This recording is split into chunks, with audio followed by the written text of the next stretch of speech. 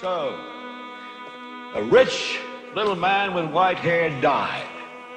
What has that got to do with the price of rice, right? And why is that woe to us? Because you people and 62 million other Americans are listening to me right now. Because less than 3% of you people read books. Because less than 15% of you read newspapers. Because the only truth you know is what you get over this tube. Right now, there is an entire generation that never knew anything that didn't come out of this tube.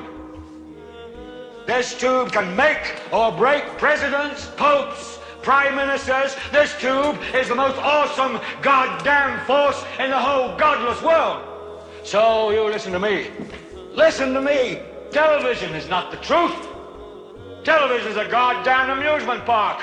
Television is a circus, a carnival, a traveling troupe of acrobats. We're in the boredom-killing business. So if you want the truth, go to God. Because that's the only place you're ever going to find any real truth.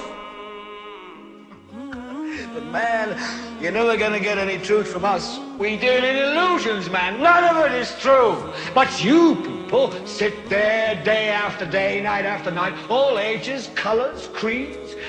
We're all you know. You're beginning to believe the illusions we're spinning here. You're beginning to think that the tube is reality and that your own lives are unreal. You do whatever the tube tells you. You dress like the tube. You eat like the tube. You raise your children like the tube. You even think like the tube. This is mass madness, you maniacs. In God's name, you people are the real thing. We are the illusion. So turn off your television sets. Turn them off now.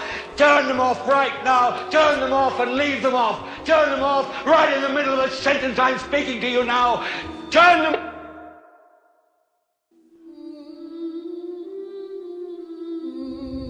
If you look in a study they did in a survey, that the average worker watches 30 hours of television a week. Children, they say 40 to 60 hours of television a week, a full-time job, watching nonsense. This is what they're doing.